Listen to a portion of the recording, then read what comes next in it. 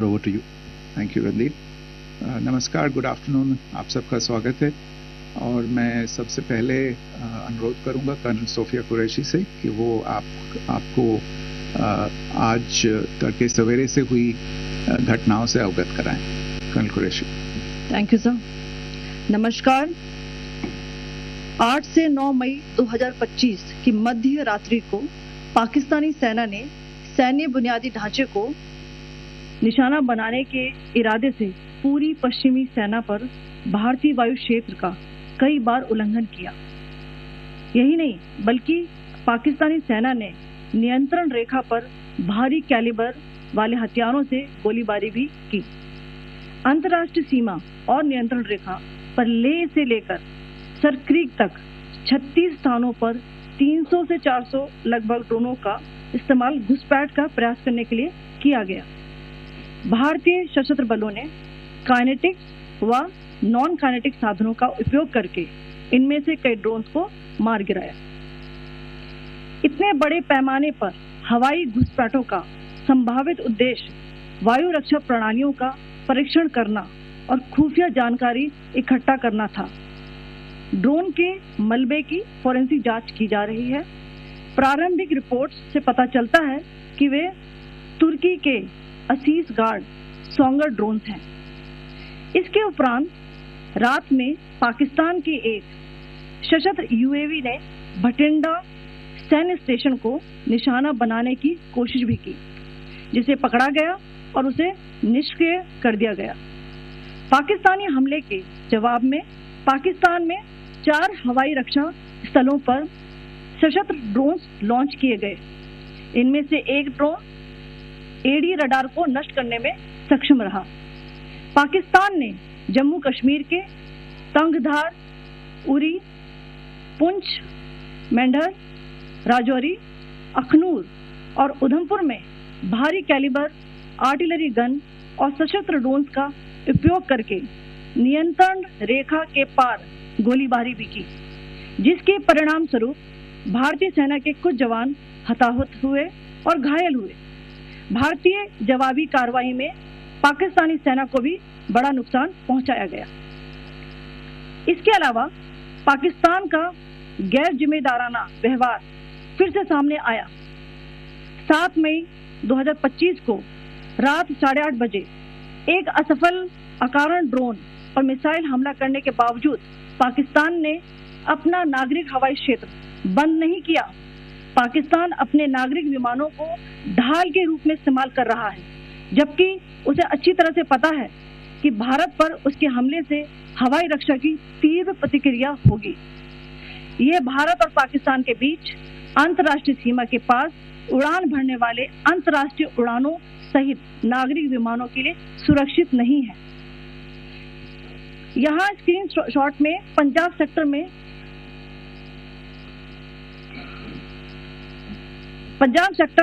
High air defence alert स्थिति के दौरान एप्लीकेशन फ्लाइट रडार 24 का डेटा दिखाया गया है। जैसा कि आप देख रहे हैं यहाँ पर भारतीय पक्ष का हवाई क्षेत्र घोषित बंद के कारण नागरिक हवाई यातायात से पूरी तरह से रहित है। कराची और लाहौर के बीच के हवाई अड्डे मार्ग पर नागरिक एयरलाइंस उड़ान भर रही है। हाई अलर्ट किया गया है विमान फ्लाइनेस एविएशन का एयरबस 320, जैसा कि आप यहाँ देख रहे हैं, जो कि शाम को 5:50 बजे दमन से शुरू हुआ और रात को 9:10 बजे लाहौर में उतरा। ये सारा डिटेल्स आप यहाँ देख रहे हैं। ये डिटेल्स यहाँ लिखा हुआ है। Can you see this?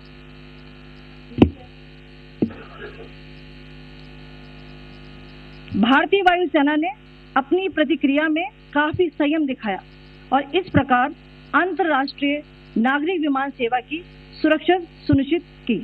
धन्यवाद। जय Hind.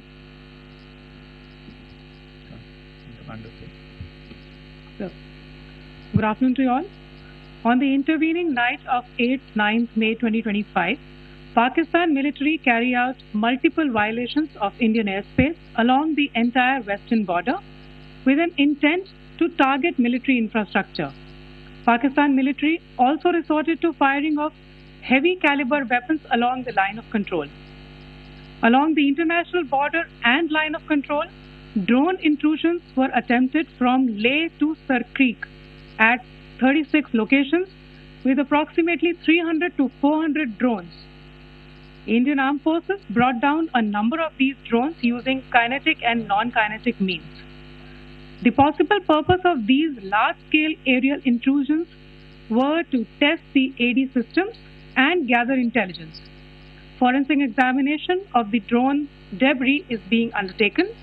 Preliminary reports suggest them to be of Aziz Guard Songa drone of Turkey. Later in the night, an armed UAV of Pakistan attempted to target Bhatinda military station, which was detected and neutralized. In response to the Pakistani attack, armed drones were launched at 4 air defense sites in Pakistan. One of the drones was able to destroy an AD radar.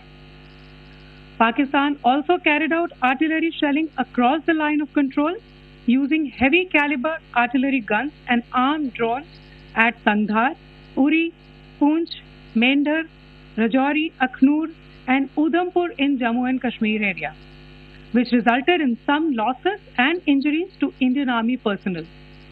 Pakistan Army also suffered major losses in Indian retaliatory fire. Additionally, Pakistan's irresponsible behavior again came to fore. Pakistan did not close its civil airspace despite it launching a failed unprovoked drone and missile attack on 7th May at 8:30 hours in the evening. Pakistan is using civil airliners as a shield, knowing fully well that its attack on India would elicit a swift air defense response. This is not safe for the unsuspecting civil airliners, including the international flights, which were flying near IB between India and Pakistan.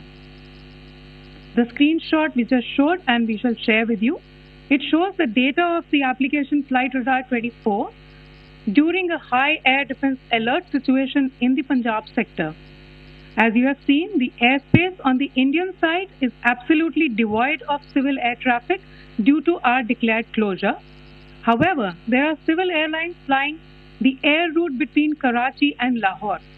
Amongst the other civil aircraft that you can see, we have highlighted an aircraft which is Airbus 320 of Flynas Aviation, which was originated from Dammam at 1750 hours and landed later at Lahore at 2110 hours in the night. Indian Air Force demonstrated considerable restraint in its response, thus ensuring safety of international civil carriers.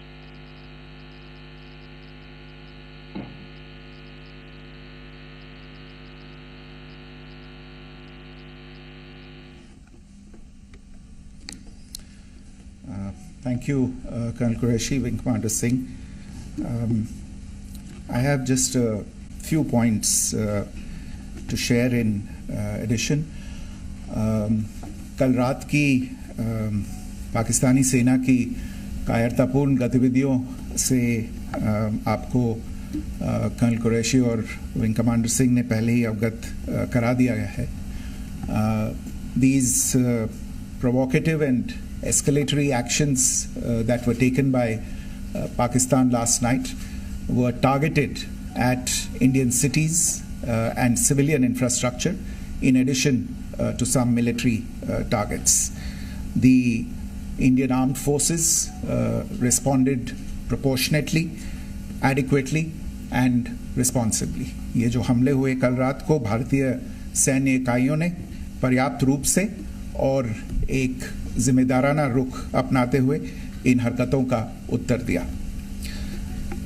What I want to underline is that the official and blatantly farcical denial of these attacks that Pakistan carried out by the Pakistani state machinery is yet another example of their duplicity and the new depths that they are plumbing in their quest for disinformation.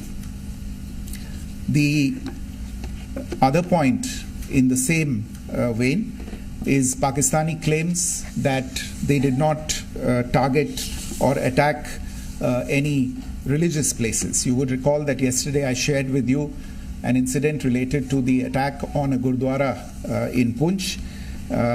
Instead of owning up to these attacks, Pakistan made the preposterous and outrageous claim that it was the Indian Armed Forces and the Indian Air Force that was targeting cities like Amritsar and trying to put the blame on Pakistan.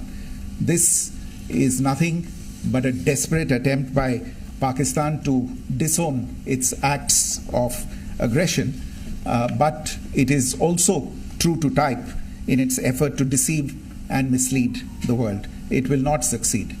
The Gurdwara in Poonch in particular was attacked by Pakistan, and some local members of the Sikh community, including a Ragi of the Gurdwara, lost their lives in this incident, as I shared yesterday. TV पर आप इस हमले के चित्र देख सकते हैं.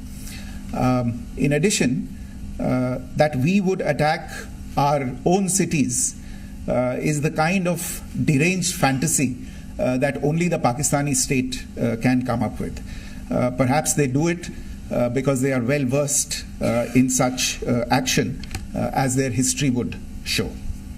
The last point I wanted to make this evening is again this disinformation that is coming from Pakistan about India targeting the Nankana Sahib Gurdwara through a drone attack. This is again yet another blatant lie and part of Pakistan's disinformation campaign.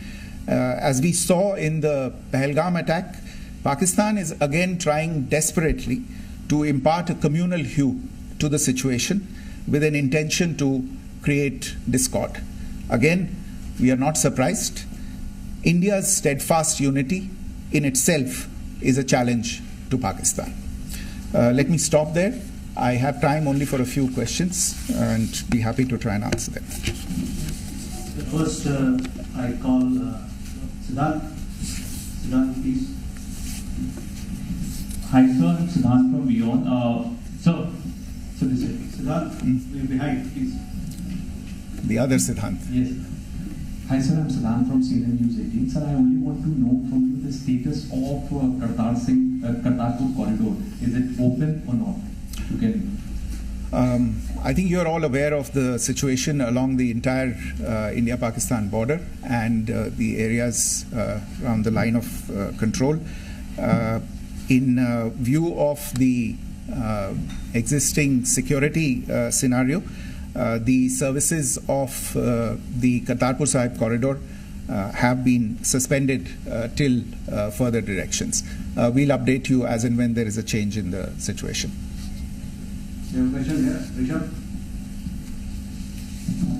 So, good evening, Rishabh from Times Now. So, you spoke about religious places being hit in Jammu. There's another religious place which is Carmelite Nun church that has been hit. What do you have to say about it? If you can explain that. Yeah, actually, we do have some information about this extremely regrettable and condemnable incident. During heavy shelling across the line of control in the early morning of 7th May, a shell fired from Pakistan landed just behind the Christ School run by the Carmelites of Mary Immaculate congregation in Poonch. Tragically, the shell fired from Pakistan hit the home of 2 students of the Christ School. Both students unfortunately lost their lives and their parents were severely injured. Another Pakistani shell struck a Christian convent of nuns belonging to the congregation of the Mother of Carmel, damaging water tanks and destroying solar panel infrastructure. Several priests, nuns, school staff and local residents took refuge in an underground hall beneath the Christ School during the shelling by Pakistan. The school happened to be closed at the time, fortunately. Otherwise, more losses would have occurred. Again, we have seen the Pakistani side targeting and shelling places of worship with a particular design. This includes gurdwaras, these convents and temples. This is a new low even for Pakistan. You have a question here, right? Sir Pranay Upadhyay Amar Ujala से। Sir कल आपने इसी podium से पाकिस्तान के IMF bailout को लेकर और Indus water treaty को लेकर जो टिप्पणी की थी उसकी पाकिस्तान में काफी तीखी प्रतिक्रिया भी आई और उसके बाद हमने देखा कि पाकिस्तान की तरफ से किस तरीके से लेह से लेकर भुज तक पूरी बॉर्डर के ऊपर जो इन्वेजन था वो किया गया। मौजूदा सिचुएशन के अंदर पाकिस्तान के बेलआउट पैकेज को लेकर और पाकिस्तान के अटेम्प्ट्स को लेकर आपका क्या असेसमेंट है, और दूसरा ये भी जानना चाहेंगे कि पाकिस्तान की तरफ से ये जो अटेम्प्ट किया गया था उसका भारत ने अभी तक उस तरीके का कोई जवाब नहीं दिया गया है, तो क्या भारत इसका जवाब देगा जो कार्रवाई हुई है बीते 24 घंटों में? देखिए प्रणय, जहाँ तक इंडस वाटर्स ट्रीटी का सवाल है, मैंने कल विस्तार से उसके बारे में इसकी चर्चा की है। Indus waters treaty is in abeyance and as such I have nothing further to add to the decision that was announced by the cabinet committee on security. जहाँ तक IMF bailout का सवाल है, आपको ज्ञान होगा कि IMF की आज मीटिंग हो रही है।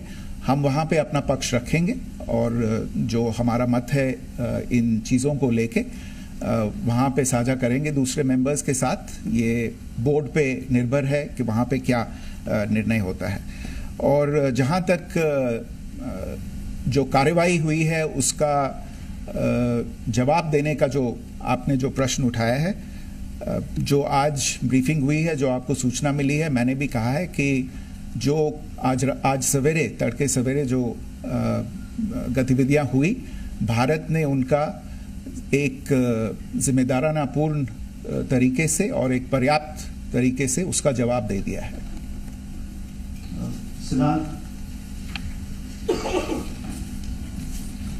Hi sir, Siddhant from Beyond. Sir, the External Affairs Minister has spoken to many of his counterparts around the world. Yesterday he spoke to the US Secretary of State Marco Rubio. So what were the key areas of conversations during that call? Yes, the minister had a conversation with the US Secretary of State. As you can imagine, the focus of discussions was the terrorist attack in Pahalgam and the response that India mounted after that on the 7th of May. The Secretary of State shared his thoughts on these developments with the minister. The minister deeply appreciated the US's commitment to work with India in the fight against terrorism, and he also underlined the targeted measures that India had taken in connection with Op Sindoor. The minister also underlined that India would firmly counter any attempts at escalation from there. But in follow-up to that, as you are aware, there have been a number of other conversations. The minister had a conversation with the UK Foreign Secretary, David Lammy, today. There too, the discussion centered around countering terrorism, for which there must be zero tolerance. And I understand just a short while ago, the External Affairs Minister has also spoken to the Foreign Minister of Norway, Espen Barth Eide, which was also focused on recent developments stemming from the terrorist act in Pahalgam. One last question, Sudhi. Sir, once again, thank you for doing this. From once again, India had struck Bahawalpur the other day, which is also connected with the murder of one of us journalists, Daniel Pearl. If you could give us an understanding of what exactly are the reports that you're getting. You're right. Bahawalpur is the headquarters of the Jaish-e-Mohammed terrorist group that is proscribed by the United Nations. Its leader, Maulana Masood Azhar, is a proscribed individual. It is you brought up the connection with the tragic death or killing of Daniel Pearl of the Wall Street Journal. The Jaish-e-Mohammed was in some way directly or indirectly responsible for the death British Pakistani jihadi who was held in India but was finally released in 2000, and he was the person who lured Daniel Pearl to his eventually leading to his murder. So these are all obviously connected figures, connected individuals, connected institutions, and the attack on Bahawalpur, on that facility of the Jaish-e-Mohammed in Bahawalpur, is, I would imagine, a fitting part of this unfortunate incident. Thank you all. Thank you, sir. With that, we come to the closure of this press briefing. Thank you very much.